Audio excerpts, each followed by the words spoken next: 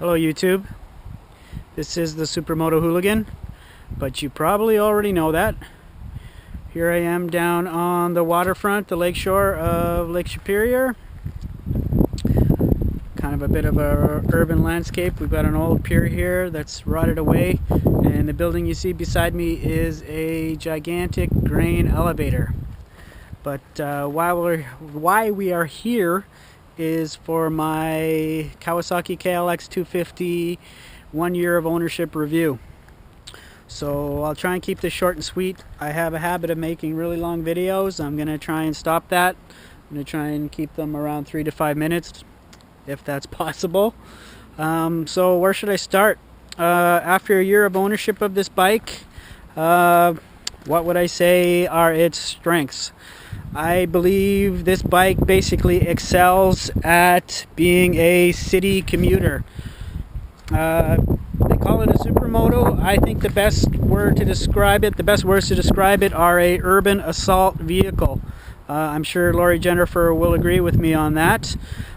Basically, it has a little bit less suspension travel than the actual dual sport version. So when it comes to things like potholes, speed bumps, curbs, I mean, you can just go blasting through them at full speed. There's no reason to slow down because the suspension is going to soak that all up compared to, say, a Ninja 250. The wheels are 17-inch, so they are the same size that you're going to get on a typical crotch rocket. And the tires on this bike are actually the identical tires that you get on a Kawasaki Ninja 250. So you have the suspension travel that'll pretty much get you through anything, but you have street rubber. It's not ultra high performance street rubber, but I haven't felt the need for anything better. I guess I'm really not that good of a rider. The other reason it makes a fantastic city bike is the engine. It's a single cylinder, and the general traits of a single cylinder are excellent low-end torque with decent mid-range. So when it comes to stop and go riding, from street light to street light, stop signs, that sort of thing, this bike excels at that, even just being a 250. Basically, if you're looking to race someone across the intersection, cars, I mean, you're going to beat them. I mean, this thing is nice and torquey.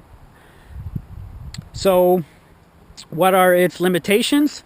I get a lot of questions about how it is on the highway, and yeah, it'll do the highway. It'll top out a bit over 80 miles an hour, but it doesn't like those speeds.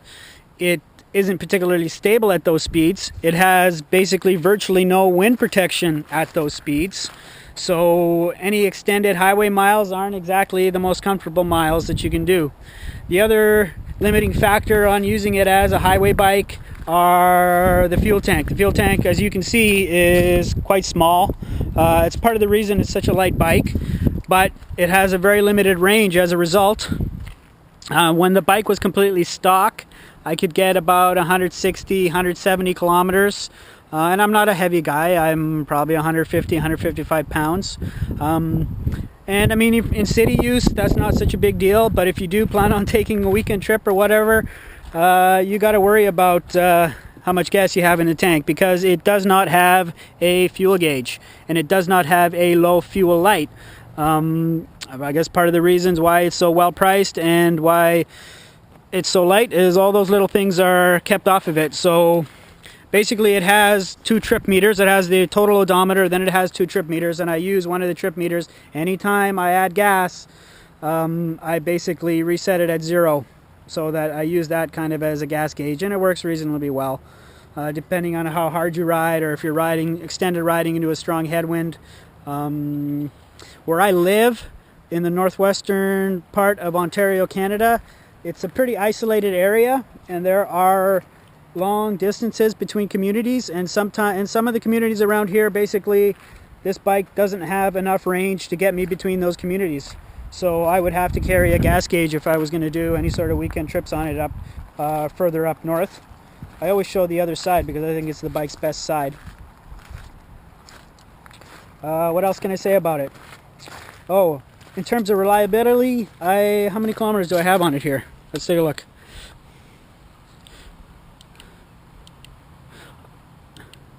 I have 5,906 kilometers, so not quite 6,000 kilometers. The only maintenance that I've had to do on it, obviously oil changes. It's had 2 oil changes. Other than lubing the chain, other than airing up the tires, keeping it clean, I haven't had to do any additional required maintenance. It needs a valve job that needs the valves checked at 10,000 K, which is a decent interval. It's a very simple, non-complicated, non-high-tech engine. I will say that one of the problems with this bike, and it is a known problem, is that in order for it to meet emissions in North America, they had to basically sell it set up extremely lean, meaning that the air-fuel mixture is extremely lean. So what that means, if you live in a colder climate or a cooler climate, the bike definitely needs the choke to get it started. And initially when I got the bike, it would take actually turning it over quite a few times. Sometimes it would take a few minutes on a really cool morning to get it started. So the bike definitely benefits from rejetting. So even if you're not going to add an exhaust and other things, rejetting it will make your life easier. It will make the bike start easier, less likely to have to use the choke. And it will give you a tiny little boost in horsepower. I have made some modifications on this bike. It does have a complete Muzzy exhaust, not just a slip-on. It's a stage 2 jet kit, and it has had the air snorkel removed. I will say this bike responds quite nicely to some simple mods like that. You can spend, I don't know, depending on where you find the prices on things, $500-600. It really wakens up the bike. It makes a noticeable improvement in performance.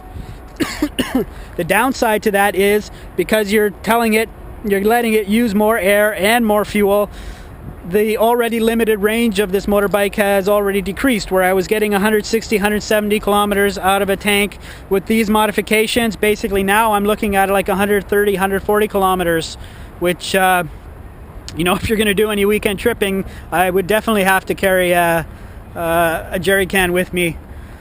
What else can I say about it? I'm surprised I'm able to talk so much about it. Oh, I left the ignition on there. Let's shut that off.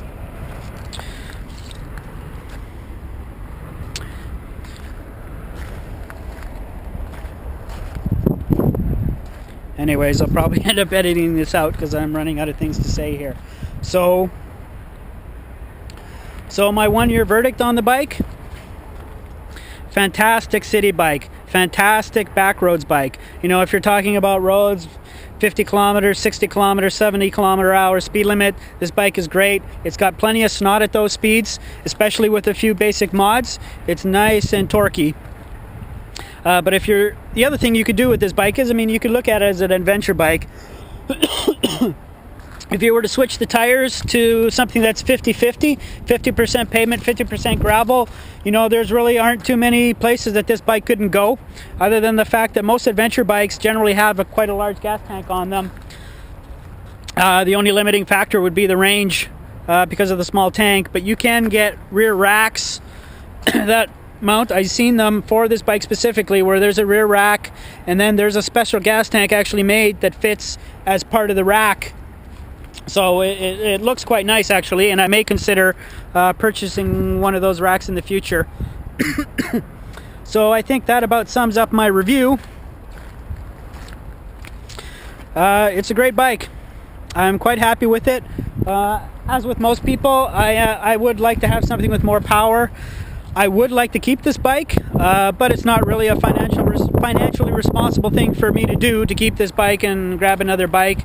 But we'll see what happens. So I may actually buy a big bore kit for it. There are a couple companies that make a larger bore kit. There's a gentleman known as Bill Blue who makes a bore kit for this, a 350cc bore kit. So it'll change the displacement from 250 to 350. There's also a company called Custom Craft, which makes a 330cc bore kit. So basically, you're pretty with that kit. The Custom Craft is, for some reason, is the one I'm more interested in. You're basically guaranteed a 30% increase in torque, which it's already a torquey motor down low, would be awesome in city riding. I mean, it'll probably wheelie in first gear no problem without much clutch slipping.